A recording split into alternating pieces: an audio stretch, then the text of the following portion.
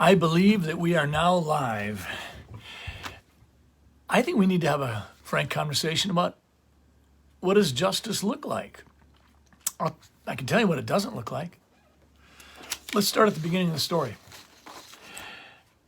A Minnesota professor named Pamela Fergus, she creates a charity, and she's going to go help pay down student lunch debts.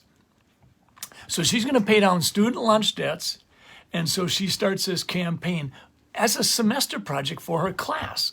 Now she's a professor. All right. So we have reports over the last several years, because this was about 5 years ago, and this was in honor of Philando Castile. And he was known to help people pay down their student lunch debt. So this is what they were going to do. So we now get the conclusion of the story. And today, Fox 9 comes out, or a couple of days ago, and says Minnesota professor Pamela Fergus has to repay $120,000 of the $200,000 that she raised, because evidently she only used $80,000 to help pay lunch debt down, students' lunch debts. She was supposed to help pay down. She had pledged that every dollar that was raised would go to reducing students' lunch debt. That didn't happen. Only $80,000 did. $120,000 did. So here is what we hear from Attorney General Keith Ellison, the Attorney General in Minnesota, who evidently doesn't know what justice looks like, because this is not justice. In the settlement, prosecutors say Pamela Fergus misused $120,738. The Attorney General's office says that Fergus and her organization had promised to use every dollar raised to pay students' lunch debt. And that didn't happen. Ellis' office says Fergus never registered a charity and failed to keep books and records. Here's another report. This is what the Attorney General's office had alleged, that she had breached a charitable trust. She had deceptively solicited charitable contributions, that she'd failed to maintain proper records, and she did not register solicitation of the contributions. Okay, so now we're supposed to accept that justice has been done. Here's what the settlement was that Attorney General Keith Ellison approved. Fergus does not have to require any admission of wrongdoing, none. She has agreed to pay back $120,000, but she gets to pay it off over time, and then in a couple of years, when she has more cash available, then she will pay off the rest of it. We don't know if she's paying any interest on the money. We don't know really if it's just $120,000 that she absconded with. She didn't respond to comments, but get this. Attorney General Keith Ellison said this: this settlement helps to ensure that the money donors gave in Philando's name will go back to where it was intended, to help St. Paul kids who struggle to pay for school lunches. No, Attorney General Keith Ellison, you are wrong. This settlement does not help to ensure that St. Paul kids who struggle are going to be helped. This is political pandering. You were out in the limelight when this was a newsworthy story, but now as it's coming to a close, you're telling us that we should be glad about this result. No, we shouldn't. What you basically did was you're telling the world and Pamela Fergus that, gee, you got caught. So we're not going to have you spend any time in jail. We're not going to make you spend pay the whole $200,000 back. We're not going to make you pay it back now. We're not going to make you confess. We're not going to put you on probation. We're going to do this. You just pay the $120,000. And what is the message? The message is the only reason this is happening is because she got caught. And do you know why she got caught? Because Philando Castile's mom got suspicious. So justice is not served when you get a slap on the wrist. You really don't make full restitution. You simply say, oh, okay, I'll pay the money back since you caught me. We have a public safety issue. We have a justice issue in Minnesota. And Attorney General Keith Ellison has been too willing to take sort of those star-studded cases, go out there and get as much publicity as you can. This lady, seriously, this lady is not spending a day in jail. She didn't even confess. Now compare that to the flip side of a police officer, Kim Potter, who is in jail and made a terrible mistake and confessed it and grieved over it. She will spend significant time in jail. This lady will not. I have said that if we want public safety back, the everyday citizen is going to have to get involved. What does that mean? We have to encourage our elected leaders to hire more cops and get them on the streets. We got to respect the work police women and policemen do. We need to recognize that incarceration is a tool to keep felons off the streets. We have to recognize that this is not just a Twin Cities problem. We're seeing a lawlessness bleed out across the state of Minnesota and across the land.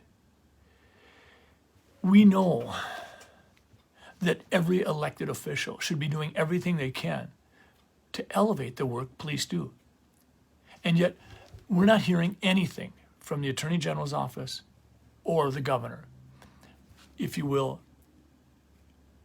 supporting and expressing appreciation for the work cops do. But we're going the other way. We have a sentencing commission guidelines being relaxed. We have liberal prosecuting attorneys cleaning off their slate of work, clearing their desk by plea bargaining ridiculously low sentences for crimes that were significant, and we've got liberal judges approving them.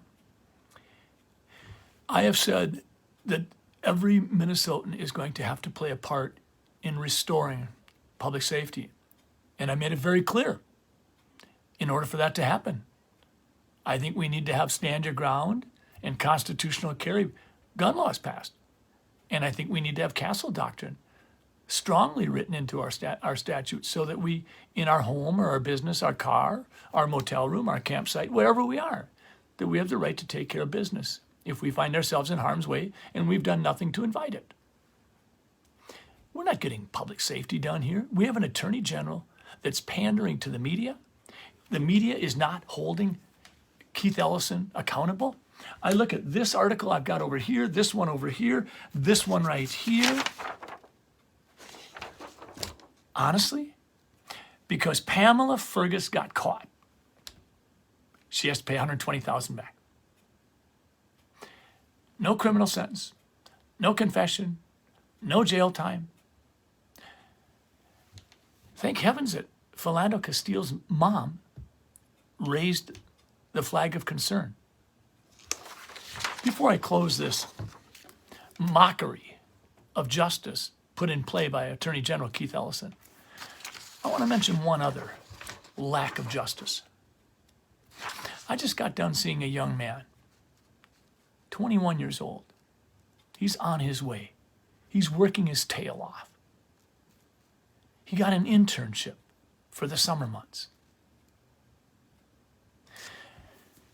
But he found out that he can't start his internship unless he violates his core conviction and gets vaccinated. No choice for him if he wants this internship.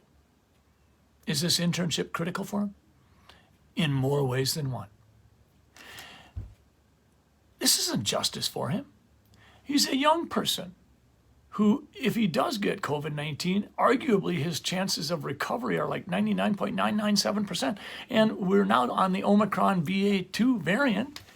And leaders, epidemiologists, virologists, scientists across this country have said more transmissible, less virulent, less hospitalizations, less lethality.